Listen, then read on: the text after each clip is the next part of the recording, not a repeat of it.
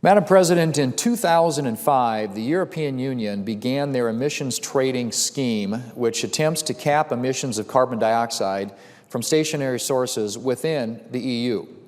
Starting earlier this year in 2012, civil aviation operators departing from or landing in Europe began to be included in this emission scheme. Now, under this program, any airline, including non-European airlines, flying into and out of Europe will be required to pay for EU emissions allowances. This change comes at a time when EU allowance prices continue to decline to a little over €6, and the European Commission is beginning to consider proposals to drive up the prices. Allowances will be collected for the entirety of the flight, including portions in U.S. and international airspace. For example, this means a flight leaving from Los Angeles, California, and flying to London would be taxed on the entirety of their flight, not just the fractional part of the flight that is over EU airspace.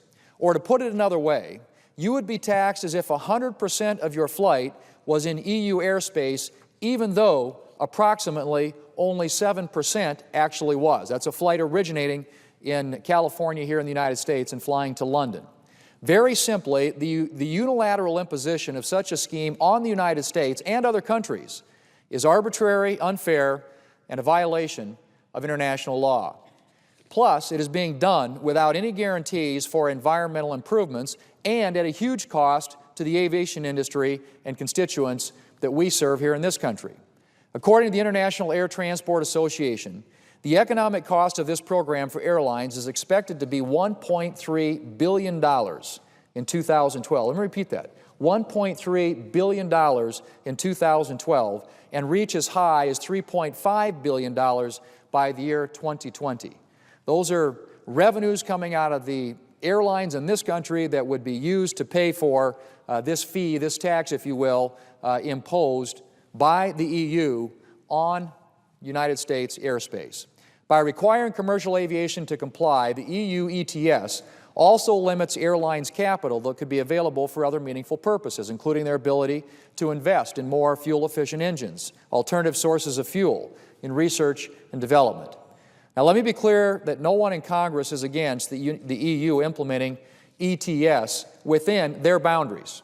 However, I believe that any system that includes international and other non-EU airspace must be addressed through the International Civil Aviation Organization, the ICAO policies, of which the United States and 190 countries are members.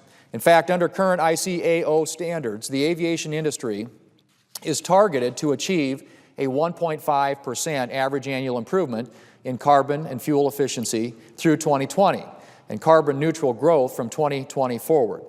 That is why the United States airline industry, those advocates in the industry also agree that a single global approach to greenhouse gas emissions negotiated and set at the ICAO is preferred to the unilateral EU ETS system. Even the Obama administration testified before the House Committee on Transportation and Infrastructure in July of 2011 that an EU ETS is inconsistent with international aviation law. The State Department and the U.S. Department of Transportation are also pressing this issue with their counterparts in Europe and are considering all legal and policy options to prevent further application of EU ETS to U.S. air carriers. In addition, other nations have voiced opposition. Those nations include Argentina, Brazil, China, India, Japan, the Republic of Korea, Mexico, the Russian Federation, and South Africa. In fact, China's ambassador to the EU recently suggested that they will begin canceling Airbus orders if the EU ETS remains in place. Also, countries like Italy, the Netherlands, France, Belgium, and Spain, all EU member states, are calling for the postponement of EU ETS out of concerns raised by the international community. Even European manufacturers and airlines, such as Airbus, Air France, and British Airways, have urged their respective governments to stop the escalating trade conflict between the EU and the rest of the world. The EU has no right to play policeman and undermine the ongoing work at the ICAO. As a result of this action by the EU on December 7, 2011, I introduced the European Union Missions Trading Scheme Prohibition Act, Senate Bill 1956, which now has 7 co-sponsors, both Democrats and Republicans. The bill gives the Secretary of Transportation the authority to take the necessary steps to ensure that America's aviation operators are not penalized by any system unilaterally imposed by the EU. The bill also requires the Secretary of Transportation, the Administrator of the FAA, and other senior U.S. officials to use their authority to conduct international negotiations and take other actions necessary to ensure that U.S. operators are held harmless from the actions of the European Union.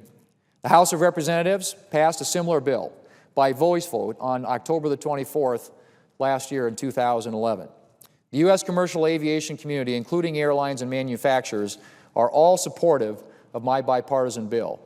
And next month, I'm looking forward to the Commerce Committee hearing, which is scheduled to take a closer look at this important issue and at my legislation. Madam President, doing nothing is not an option. The unilateral imposition of the EU emissions trading scheme is a violation of international law and is hurting U.S. airlines, manufacturers, and consumers. Now, keep in mind, with near-record oil prices, the EU ETS will add to the already high amount that airline and passengers pay for fuel. We need to act now. We need to send a clear and unequivocal message and pass my bipartisan bill that addresses this scheme and protects the U.S. aviation industry and American sovereignty. I hope, Madam President, that we will act on this legislation and make sure that this issue once and for all is put to rest, and that the European Union is not able to assess a tax or a fee on American airlines operating in American airspace.